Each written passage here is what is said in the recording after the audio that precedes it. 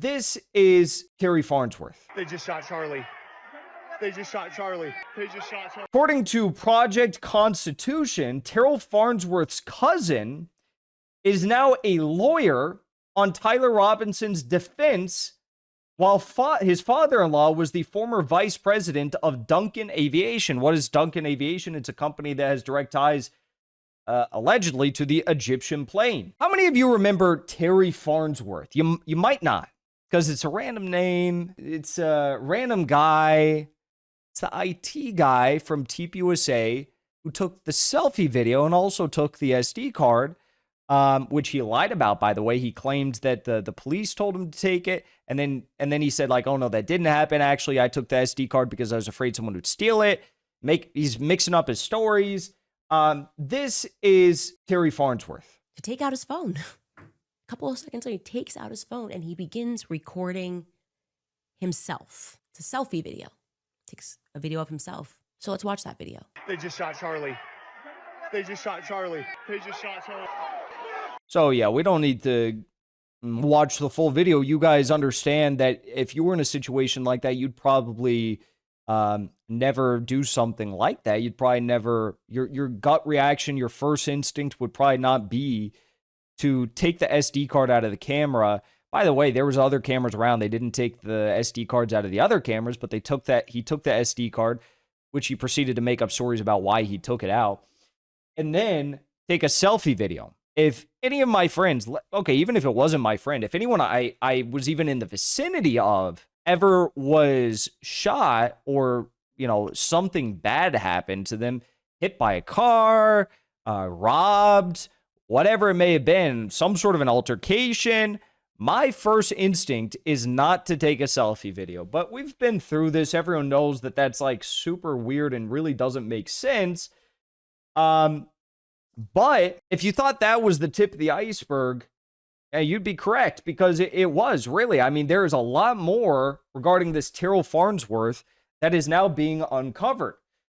According to Project Constitution, Terryl Farnsworth's cousin is now a lawyer on Tyler Robinson's defense, while his father-in-law was the former vice president of Duncan Aviation. What is Duncan Aviation? It's a company that has direct ties, allegedly, to the Egyptian plane. Myself and Mia Stretch just uncovered two massive bombshells in the Charlie Kirk assassination investigation. Terryl Farnsworth's cousin is a key attorney on Tyler Robinson's defense team, and his father-in-law was former EVP COO of Duncan Aviation, the exact company tied to the suspicious Egyptian planes tracked on the day of Charlie's murder. First, the defense conflict. Michael Burt, that's his cousin, high-profile San Francisco attorney, is directly related to Terryl Farnsworth, the TPUSA AV guy who yanked SD cards post-hit and contaminated the scene. Maybe that's why they had to pour cement and concrete all over the site of the shooting the next day. I don't know. That was very weird, too. Michael is on Tyler Robinson's legal team, despite family loyalty to the very insiders with access to Charlie's stage setup. This is a blatant conflict of interest. That's what I was saying at the start of the show. I'm like, that just seems like, I'm not a lawyer, I'm not a legal expert, but that does seem like it would be some sort of conflict of interest here.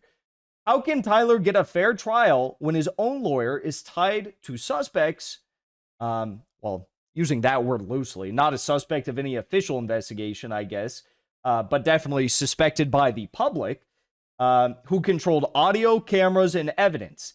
It's screaming setup. Tyler's being railroaded as the patsy while real players skate. Yeah, that is kind of what it looks like. Why would the guy that has everyone asking questions, took the SD card from the camera, took the selfie video, you're telling me that guy, his cousin, is now representing the alleged shooter? Either they're pursuing some sort of a mistrial for someone that they know is innocent and was, I guess, maybe innocent to the degree that he didn't pull the trigger that lodged the bullet on that very day. But obviously, Tyler Robinson was involved in this in some capacity, right? But maybe a patsy. Are they trying to do a mistrial? Are they trying to guarantee that he gets locked up, even though there might not be overwhelming evidence? Because right now the evidence and the narrative that we've seen spun really doesn't add up? I don't know. Dwayne's expertise, next, the aviation link. Carol's father-in-law, Dwayne Burt, held top executive roles at Duncan Aviation, Utah facility, where those Egyptian registered planes flagged in Charlie's threats and pre-attack searches were located the day of the execution. Dwayne's expertise and connections to elite aviation circles put this family smack in the middle of the Egyptian plane mystery.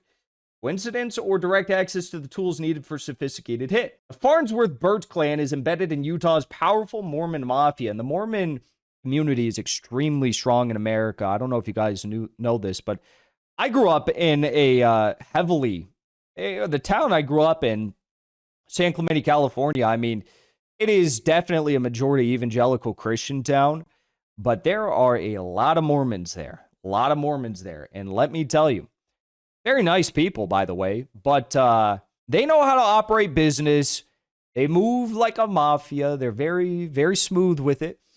There were several instances, actually, of like high-scale white-collar crime with Mormon families in my community. I remember that growing up, some crazy stuff. But, very powerful families.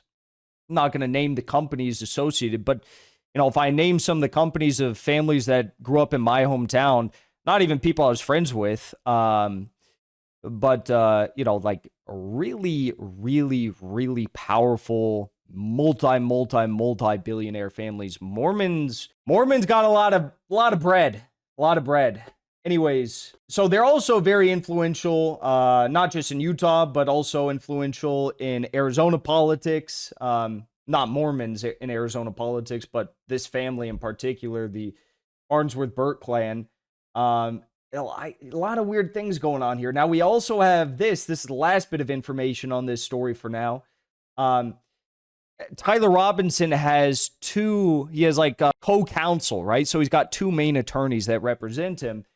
One of them is Michael Burt, the cousin of Terryl Farnsworth, the guy that made the selfie video. The other one is Catherine Nestor. Now, Jimmy Dore did a great video exposing how Catherine Nestor was selected to represent Tyler Robinson, and it was basically the prosecution got to choose, which is really unusual, very weird. Jimmy Dore brought on a legal expert to discuss this, and they were just highlighting how unusual and unprecedented and unparalleled this is, especially in a case as high stakes as this. Okay, but we also have, as with so many of these cases, right, whether it's the location, the street address where the alleged murder weapon of Tyler Robinson was found, whether it's the hospital, whether it's the surgeon, whether it's any of these things, right? That, search results back to Israel, dating back to December 8th through 14th in 2024 from Israel. Is that cause for concern? No, not necessarily. Is it weird?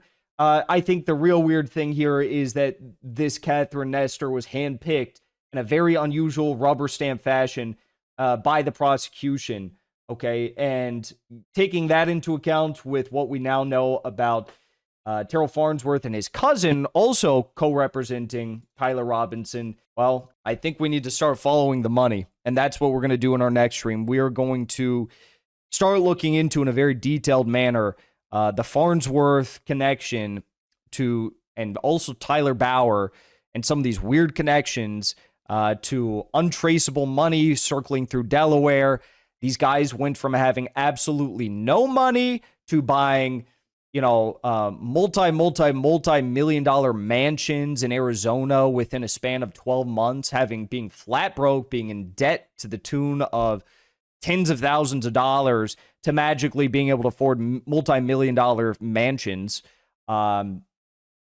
after they started to open up businesses that are now drawing a lot of concern from online sleuths and legal experts and financial advisors who are looking into the tax history and the incorporation records of companies that TPUSA money and TPUSA associated candidates had their money flowing through. A lot of it traces back to Terryl Farnsworth. Before you leave, I want to say thank you for the support, because after 2 years of being banned, we are finally back home on YouTube. So be sure to subscribe to our channel and also join as a member on our channel using the link at the top of the description. I rely on the generous support of viewers like yourself to get the truth out to as many people as possible. You can also support the show on Locals or Give Sin Go. The mainstream media and the powers that be are never going to stop attacking us for bringing the truth to as many people as we do.